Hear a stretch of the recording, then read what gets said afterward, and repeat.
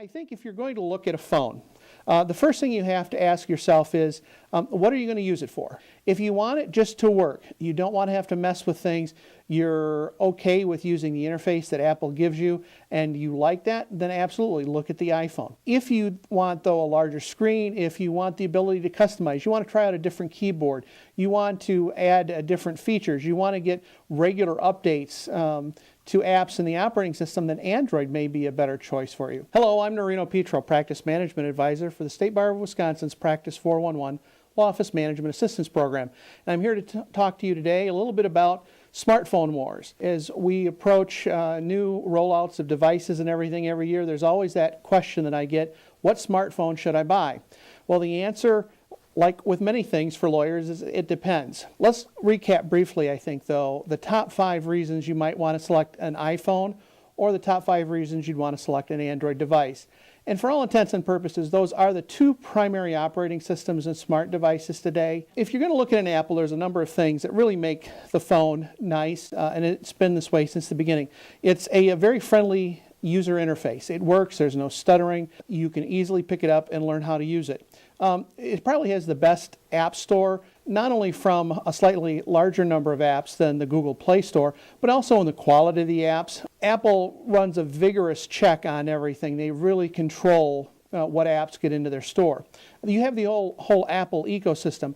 The iPhone works with the iPad, with the iPod Touch, with the Mac, and so you get that integration that's really nice because they work very seamlessly together. Since Apple controls both the operating system and the hardware, much like a Mac, things tend to work very well. You don't have disparate hardware and issues with apps coming from other providers tying into the operating system on hardware that someone else has made.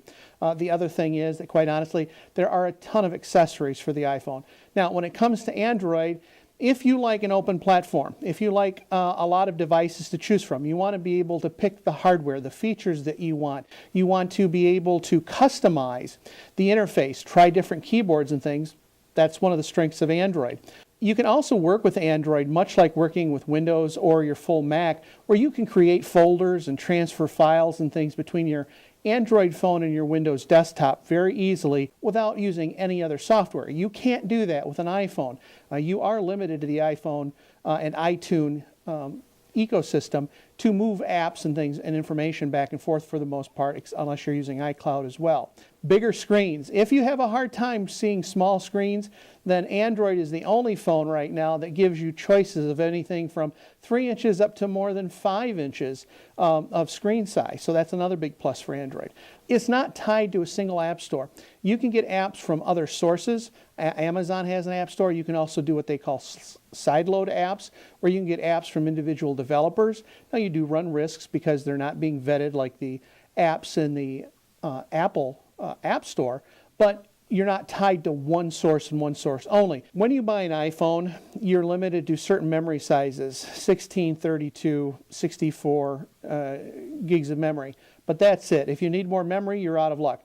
With an Android smartphone, in many instances, the majority of them have the ability to add additional memory through a micro SD card, much like you would use on a digital camera or anything else. So you can increase the memory above what you get with the phone. I get a question too, well, I'm in a larger firm. Is there a specific device for me versus a solo practitioner or somebody in a small firm?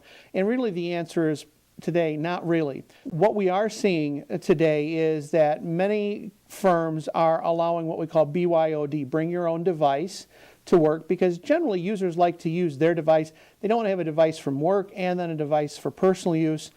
They'd rather control the device themselves. The good thing is there are utilities now that larger firms can use to provide the ability to remotely wipe devices in the event that it's lost or stolen. But here's the best thing I think I can tell you is go into a store and look at them and play with them and pick them up and ask questions. The other thing is it's going to depend a lot on your carrier, what phones are available. You may be able to get the iPhone. The latest version is the iPhone 5S. They also have the iPhone 5C, which is a less expensive version, not the metal case that the iPhone 5 has and the 5S has. Android choices may be different. That's one of the things. There are so many different Android phones available. It really varies from cellular provider to cellular provider, what's being offered. But look at those things. Pick it up. Look at the resolution of the screen. Look at the apps that you're wanting to use. Are the people you're dealing with generally dealing with iPhones, and are there specific apps that they're using? Do you want something like FaceTime and other things to allow you to communicate with your children or significant others that may be using those Apple products? If not, and you want to get away from having to be tied to iTunes or iCloud, then look at the Android phones. It really comes down to personal choice in many instances. I use a mixture of Apple and Android devices. I have an iPad, I use Android tablets, I have an Android phone. You are not tied to only one ecosystem in today's market. Where we're at today is the smartphone war in the U.S. is still kind of up in the air. Apple really started this movement. They have still, and today, have a very elegant device. It works very well. Android is the up-and-comer. They've continued to make systematic improvements. Feature-wise, they're both very much on par. There are some differences, but I think they have more in common than they do apart anymore. But you need to decide for yourself.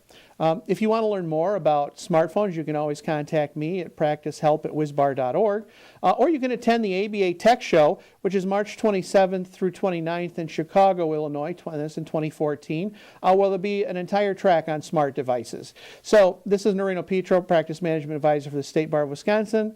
Thanks a lot.